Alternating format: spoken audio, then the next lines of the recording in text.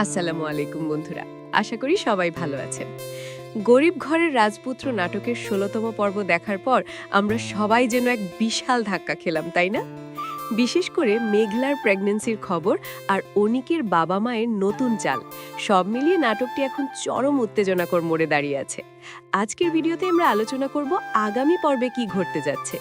অনিক কি শেষ পর্যন্ত মেঘলার কাছে ফিরে যাবে, নাকি বৃষ্টির সাথে তার সংসার টিকে থাকবে? আর অনিকের বাবা মায়ের শয়তানি কি এবার ধরা পড়বে? বিস্তারিত জানতে ভিডিওটি শেষ পর্যন্ত দেখুন। গত পর্বে আমরা দেখলাম রাতুল অনিকের বাসায় গিয়ে মিষ্টিমুখ করায় এবং জানায় যে মেঘলা মা হতে চলেছে। অনিক প্রথমে বিশ্বাস না করলেও পরে মেঘলা নিজে তাকে এই সত্য নিশ্চিত করে। কিন্তু অনিকের বর্তমান স্ত্রী বৃষ্টি এই খবর কোনোভাবেই মেনে নিতে পারছে না। অন্যদিকে অনিকের বাবা মা মেঘলার এই সন্তানের খবর শুনে খুশি হওয়ার বদলে উল্টো দুশ্চিন্তায় পড়ে গেছে। তারা ভাবছে এই সন্তান যদি পৃথিবীতে আসে তবে অনিক আবার মেঘলার কাছে ফিরে যেতে পারে, আর তাতে তাদের স্বার্থে আঘাত লাগবে। এখন প্রশ্ন হলো, আগামী পর্বে কি হবে? আমাদের ধারণা অনুযায়ী আগামী পর্বে বেশ কিছু নাটকীয় মোড় দেখা যাবে। অনিকের দোটানা। অনিক এখন এক বিশাল মানসিক যন্ত্রণার মধ্য দিয়ে যাবে। একদিকে তার অনাগত সন্তান আর মেঘলার প্রতি পুরনো টান, অন্যদিকে বৃষ্টির অভিমান। অনিক হয়তো গোপনে মেঘলার সাথে দেখা করার চেষ্টা করবে, কিন্তু বৃষ্টি তাকে চোখে চোখে রাখবে। বাবা মায়ের ভয়ঙ্কর পরিকল্পনা।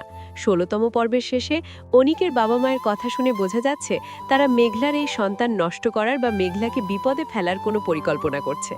আগামী পর্বে হয়তো আমরা দেখব তারা কোনো ভুয়া রিপোর্ট বা অন্য কোনো উপায়ে অনিককে বোঝাতে চাইবে যে এই সন্তান অনিকের নয়।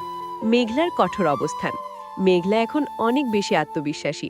সে হয়তো অনিকের সাহায্য ছাড়াই সন্তানকে বড় করার সিদ্ধান্ত নেবে এবং রাতুলকে তার ব্যবসায়িক কাজে আরও বেশি ব্যবহার করবে, যা অনিককে আরও হীনমন্যতায় ভোগাবে।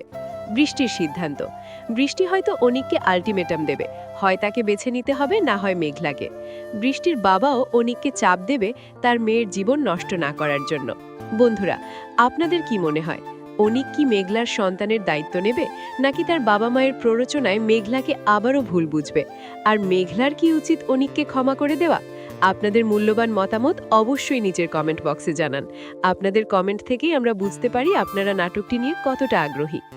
এখন আসি আপলোডের বিষয়। সাধারণত এই নাটকটি প্রতি ২-৩ দিন অন্তর আপলোড করা হয়, তাই আশা করা যাচ্ছে আগামী শুক্রবার বা শনিবারের মধ্যেই আপনারা ১৭তম পর্বটি অফিসিয়াল চ্যানেলে দেখতে পাবেন।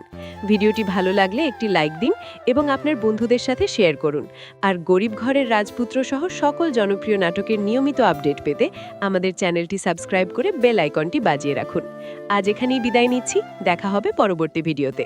ধন্যবাদ।